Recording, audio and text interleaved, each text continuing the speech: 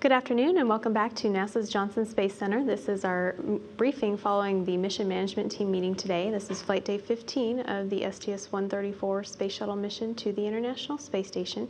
And to give us some comments from today's meeting, we have the chairman of the MMT, Leroy Kane, who is also the deputy program manager for the space shuttle. So I'll turn it over to Leroy for comments and then open it up for questions. Thank you, Kylie. Good afternoon. It's great to be here with you today.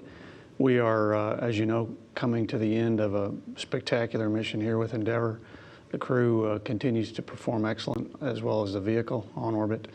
Yesterday, we saw a magnificent display of the two vehicles as, of course, we executed the undocking, the separation, the fly around, the re-rendezvous, if you will, and we just got some spectacular views from both the orbiter as well as from the station looking back at the orbiter. And so that was pretty exciting. Of course, the DTO went very well, and we gathered a lot of good data. The team today came into the mission management team and briefed us on the status of all of the activities. Of course, we're flying alone now. Endeavour's flying alone with the Endeavour crew and preparing for end of mission, our normal landing and end of mission activities. Crew's sleeping now, and we just reviewed the status of the vehicle and the systems and the plan forward. The one thing we talked in a little bit of detail is the entry plan. The entry flight director gave the summary of his plan for entry and landing, and so we reviewed that plan. It's a very good plan. We have a very good chance to get landed at KSC on end of mission day, which is early morning hours on Wednesday morning. So we're looking very much forward to that. As I said, the vehicle is performing outstanding. We have no new significant anomalies to talk about. The mission has gone very well. We're happy that we were able to accomplish all the objectives in the docked mission. I think our space station friends are very happy with the progress that we made. And so we left them, I think, in great shape, and their crew in great spirits. So we're looking very much forward here to the end of the mission. Our biggest milestone remains, obviously, to get Endeavour and the crew back on the ground early morning on Wednesday at Kennedy Space Center. So it's been a great mission. It's good to be here with you today. I'd be happy to answer any questions you have. Come on. Thank you. I'm Mark Carreau for Aviation Week. Do you have a nominal end of mission plus 2 days in your thinking, or less or more at this point? And what are your limiting consumables on the orbiter and making further determinations? Okay, Mark. We have a lot of capability. We gave the space station as much oxygen as the station could take in its tanks, in addition to repressurizing before we undocked. And so we feel really good about the consumable status that we left the station in.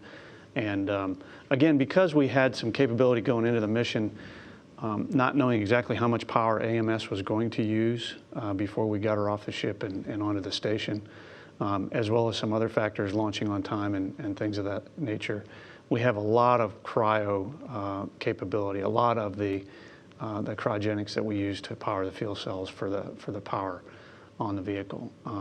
So from that consumable standpoint, we've got more capability than we thought we would have at end of mission. In our other consumables, we have our standard +3 capability. So we have 3 days beyond our planned end of mission day in all of our consumables to include the cryogenics. And as is usual, O2 is our limiting consumable where the cryogenic is concerned. And so we have a lot of capability. The entry flight director will be over here, I think, tomorrow. In all likelihood, tomorrow sometime he'll talk to you. Maybe it's late tonight. I don't know. 4 a.m. Okay, so 4 a.m. in the morning.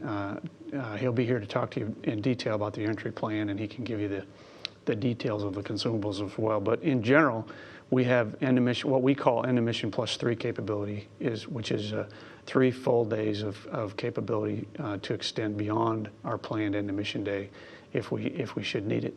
Now, the plan that we talked about today is one whereby in all likelihood, we'll be able to land on into mission, at least from a weather standpoint, and if everything else holds up.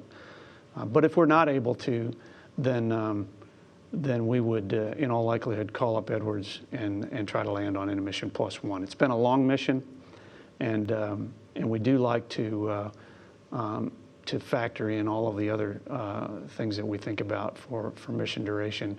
And so it's unlikely that we would use anything beyond EOM +1. We have the capability. We always have that option. We'll assess things as we go.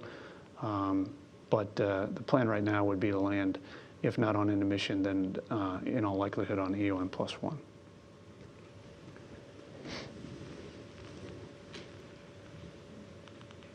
Denise Chow at space.com. I was just wondering if you could sum up the performance of Endeavour on its final flight throughout the whole mission. Performance has been outstanding. And we have been very fortunate because of the hard work of the teams on the ground that prepare these vehicles. I think, when I think back to the last couple of years, really, of missions, we've been extremely fortunate with the performance of the vehicles on orbit. And certainly this has been no exception. It's difficult to say whether this has been, the very best performance of Endeavour on orbit in terms of numbers of system anomalies and things of the like. I don't know that I could say that, but it's not because it's not true. It's because I just haven't sat down and put the mission side by side in that level of detail. But certainly from a macro scale standpoint, the performance has been nothing short of just outstanding. And of course, we have some really important milestones remaining. Tonight, when the crew gets up, they'll do their normal end of mission -1 activities, which will include powering on a lot of the entry and landing systems to check them out. And I'm quite sure they'll all work just fine. But there's, still some milestones ahead of us where we've got to continue to stay focused and continue to be able to deal with things as they come. But the performance up till now on this mission for the flying alone part as well as the dock part of the mission has just been outstanding.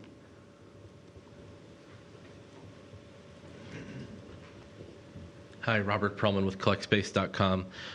Realizing that a couple of days ago the MMT cleared Endeavour's heat shield, was there anything in the SRB video or anything that you reviewed that's going to give you anything to look at before Atlantis, or in the pad flow up to Atlantis' launch that you need to review? There is some data, Robert, that we'll look at as a matter of course as we go through our post-flight reviews. We have a couple of areas where we've identified some things in video that we want to take a closer look at to identify exactly what is it, when did it come off, where did it come off of, what is the debris source, is it an issue for the next tank, was it specific to this ET-122 Katrina tank kind of performance. We got to look at all that, and we're just in the early stages of doing that. Most of the team is focused, of course, on the Endeavour mission until we get her landed, and then. But we do have some folks off looking ahead to include some of the propulsion elements, and so we'll have some review of all of that data. Frankly, we'll have our normal review of all of that data in our normal post-flight review activities, and so I don't see anything that's poking out right now that gives me great concern in that regard.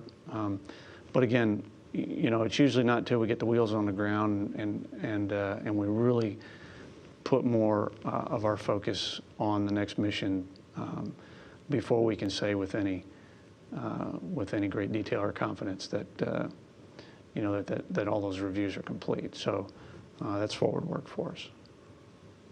Okay, any more questions here? We'll go to, come on.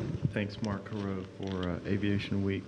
I wonder if you might review some of the dates ahead for 135 milestones, like the dates for the tanking test and the flight readiness reviews, if you have them handy. I don't know. Let's see. We have our no earlier than launch date, that at least for planning purposes, of July 8th. And so we typically back up from that to set our flight readiness review date, which today is June 28th. and a week prior to that, we'll do our shuttle program flight readiness review. In between there, I believe we're doing the tanking test on the 23rd. And so we've got some work to do between now and then, obviously. There's also actually that's not right, I think the 23rd. I better not give you those dates because I'm not 100% sure. I was about to correct myself and say I think that the TCDT is the 15th and the tanking test is the 23rd. But for sure the FRR is the 28th. The targeted launch date is July 8th. We do have the TCDT and the tanking test and the post-tanking test activities penciled in the timeline, but most of the numbers I have jammed into my brain right now are associated with the mission that we have on orbit. But we have those dates, Mark, and we can get those to you. We'll go to the questions on the phone bridge. We'll start with Gina Sinceri, please.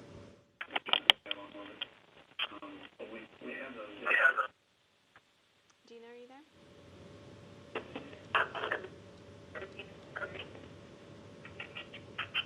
Okay, we'll try Jim Oberg next.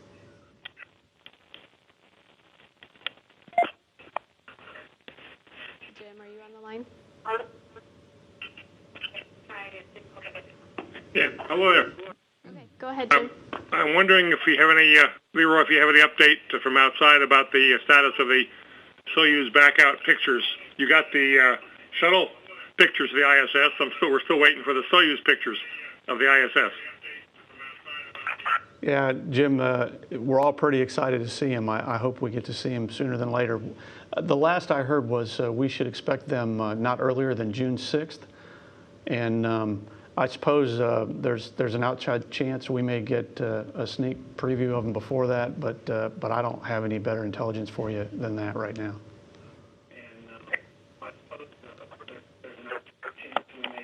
Do you have another All question? for me. All. Okay. Bye-bye. We'll try Irene Klotz next. Hi, thanks very much. Can you hear me? Yes. Can you hear me all right? Go ahead. Thanks very much. Leroy, a year ago, NASA was preparing to end the shuttle program after this mission if funding for 135 didn't come through. And I know they're still landing ahead, and you guys are still really deep in the day-to-day, but I was wondering if you might be able to just take a step back for a minute and share any thoughts or feelings you might have about the imminent shutdown of this program. Okay, Irene. It's interesting, the dynamics of things as you come toward the end of, in this case, the shuttle program. We've been through a lot in the last few years. The planning, I think, has been outstanding. The teams the execution has been, I think, our greatest achievement in terms of being able to actually follow through on the plans that we put forward. And then, because execution involves being able to adjust to things when they come up, things that you expect as well as things that you don't expect, and you have to have some flexibility, and you have to really stay within yourselves and your processes to be able to move forward and do it safely. And I think we've done that. I think, we said a couple years ago, certainly within the last year that you mentioned, we've talked a lot about finishing strong, and we've been very determined as a team to do that. And the last mission of Discovery, I think you saw that. I think you're seeing it play out here with Endeavour. I'm quite confident you'll see it when we go fly Atlantis in July. And I just couldn't be more proud of the team in terms of how they've come through on plan. On plan being to finish strong. The details always change. And so the flexibility and resilience of the team is I think, what really stands out. With respect to shutdown and talking about LAS and all of that, we've talked a great deal about all those things. I think we've talked about those things, and rightfully so. And we've given I think we've given the right level of detail and attention and respect and reverence to the things that we should as we go along, and we have some very important and historic milestones. What I would say about all that is we're very much looking forward to some firsts. And in other words, We've known for a while that the lasts were coming. We all understand that, and we're dealing with that, and we're certainly executing, and we're going to execute to the end. But you know, in my mind, last also means first. If you're doing the last of something, you're getting ready to do the first of something else. And I think it's really important for us to transition here to what is ahead. And what's ahead is really what a lot of folks are looking forward to and getting excited about. There's opportunity, there's possibility, there's change, and those things are for every bit as scary and uncertain, and you know, perhaps you know, people head into those things with a little bit of trepidation. For every bit as much as they are those things, they're exciting.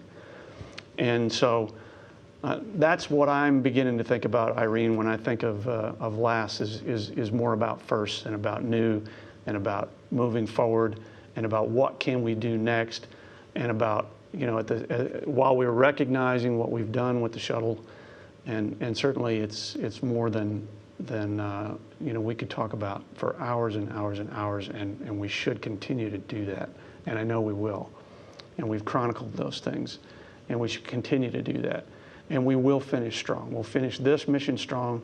We'll finish the Atlantis mission strong, and as a program, we will finish very strong. I'm confident of that. We've said that before. And as we go forward, we're gonna transition here from last to first, and I think that's important for people to think about it that way. And I think it's important for us to start to have that in our dialogue, because that is where the excitement is generated from, and that is what I know I'm thinking about, and the folks that I work with day in and day out are excited to look forward. So that's where I'm putting my emphasis. Thanks, Leroy, for the thoughtful answer. The other question I had was just for 135. Is there anything that you know of now that is going to be added or has been requested to be added to the manifest following the 134 mission? Thanks. Well, there have been a couple things come up during the course of this docked mission, Irene, and those are the only things that we've talked about that are new that I'm aware of. And so once we get the wheels on the ground here and we pull our heads up and we get into the flight readiness review process for 135 for Atlantis, we'll review in more detail, and there may be a few things here and there that were perhaps going to be manifested or demanifested.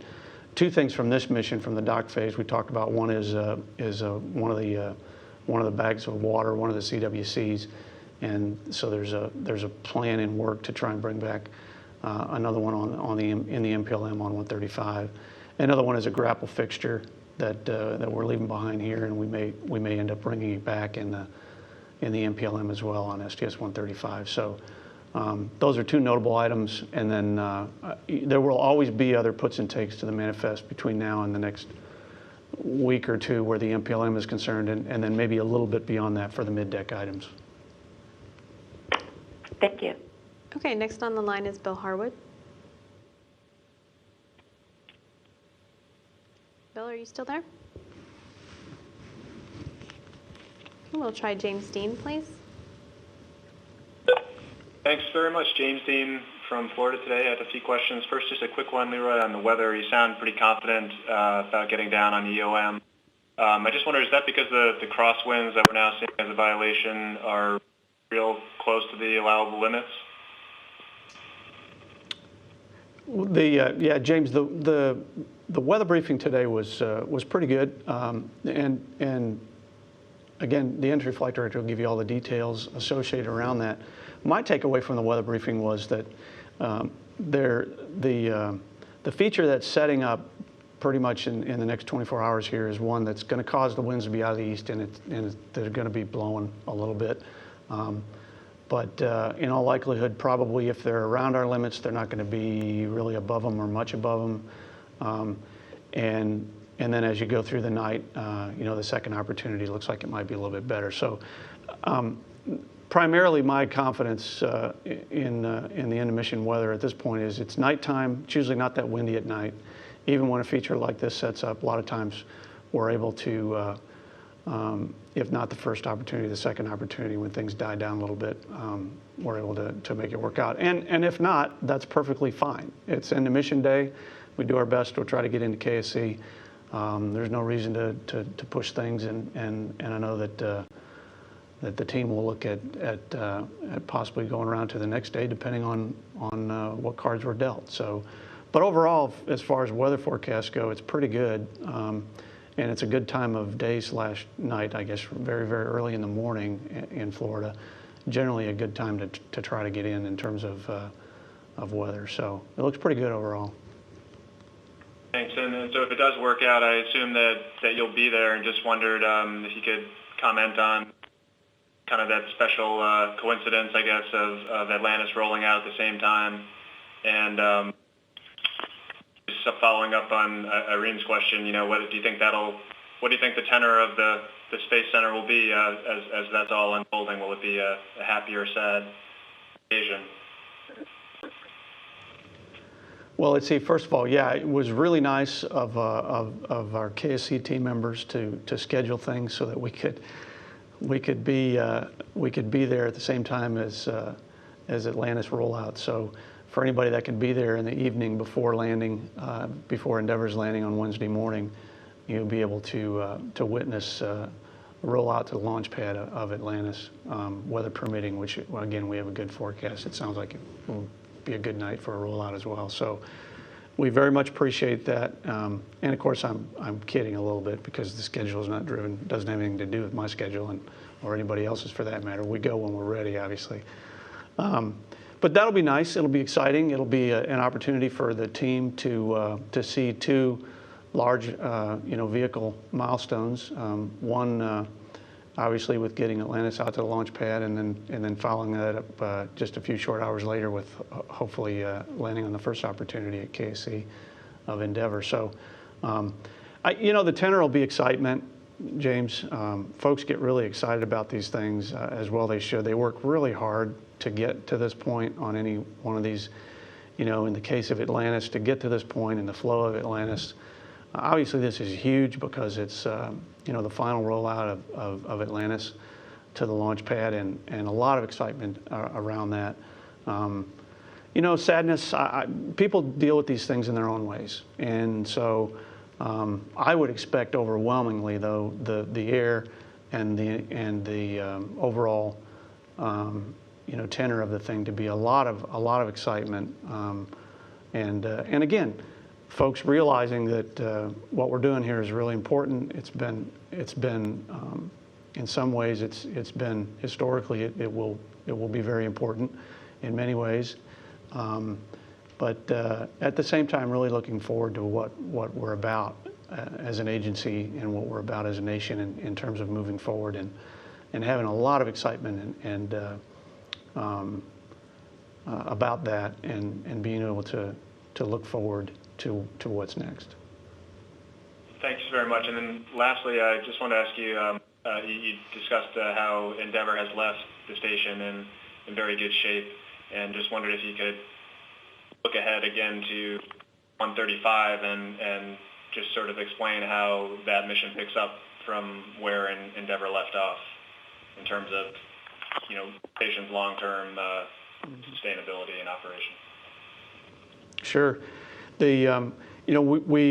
We put kind of the final assembly pieces, if you will, the large pieces on the station, at least from a shuttle station assembly standpoint, with AMS and the ELC-3, and then we even gave station our orbiter, our boom system, sensor system.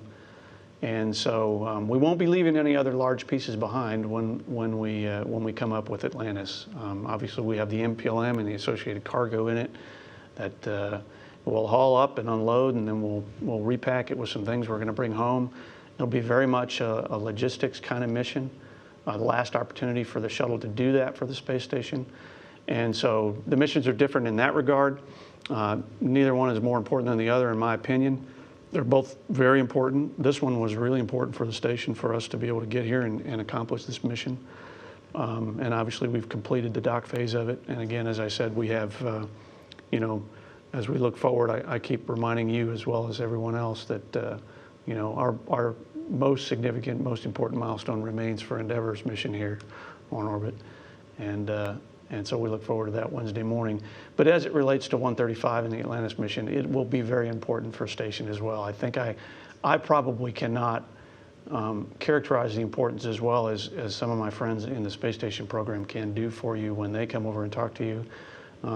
But it is primarily logistics, James, and a lot of times folks hear that and they think, oh, okay, it's just Band-Aids and food and whatever else, and it's really not. It's more than that, and it is extremely important for station and for the viability of station for the next calendar year is what I would say.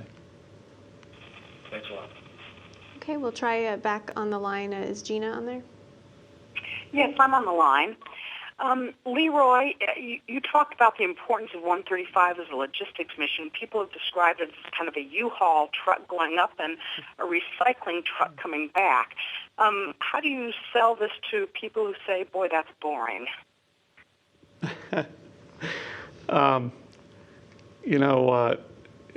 There's nothing boring about a space shuttle mission. So that's where my difficulty begins in terms of having the discussion around those kind of parameters. If to be around the shuttle system and to be around a shuttle launch and to be around, a docking with the space station, and then shuttle station docked activities and what the crew does on board and what their crew day is involved and what's involved in their crew day, to be around that and to be around an undock and a fly around and a deorbit and a landing and a rollout, and I don't know how you can be around that or have awareness of that or have an understanding of what's really going on and be bored. So I suppose it's possible for that to be a boring thing, and I think if you just talk about the mission in terms of, well, we're going to launch a shuttle, it's going to be a logistic mission, and that's the end of it, then maybe that would be boring for some people. But I would talk about what it really means to get a shuttle on orbit to begin with, which is no small feat, as you well know, and try to give folks remind folks of an appreciation of what it is we're dealing with here in terms of getting to low Earth orbit. It's not easy to do. We're a little bit, we have a little bit of a challenge sometimes in terms of explaining things because sometimes the shuttle missions kind of look easy. I admit that seems true. It couldn't be further from the truth, however. And so I would talk about the complexities in general of a shuttle station docked mission. And regardless of what you're carrying up or bringing home, it's pretty fascinating to be able to accomplish it on any mission. Those primary objectives of launching, docking, and exchanging cargo and then undocking and landing, those are pretty huge, significant, never easy objectives to achieve. Okay, we'll try Bill Harwood again too. Must not be on the line. Any follow-ups here? No, none. We do have some programming notes. We are having a technical difficulty with the editing of the flight day highlights, so that hasn't aired on NASA television yet. We'll get that at the top of the hour during the crew sleep period as soon as we can. The crew is scheduled to awaken just before 6 p.m. Central Time this evening at 5:56 p.m., and that is the first of two original songs that will be played for the crew's wake up during the mission as part of the song contest. The second place winner will be played tonight for that wake up. And then the preparation for the Space Shuttle Endeavor's return to Earth, including also a break for the crew members to have interviews with network news representatives, which will be at 8:06 p.m. Central Time this evening. And taking time to pay tribute to Endeavor, that will be at 11:26 p.m. And as mentioned, the next mission status briefing will be at 4 a.m. Central Time Tuesday morning with the entry flight director, Tony Sakachi, after his shift with preparing Endeavor for its return to home. Thank you, and we'll turn it over to Mission Control.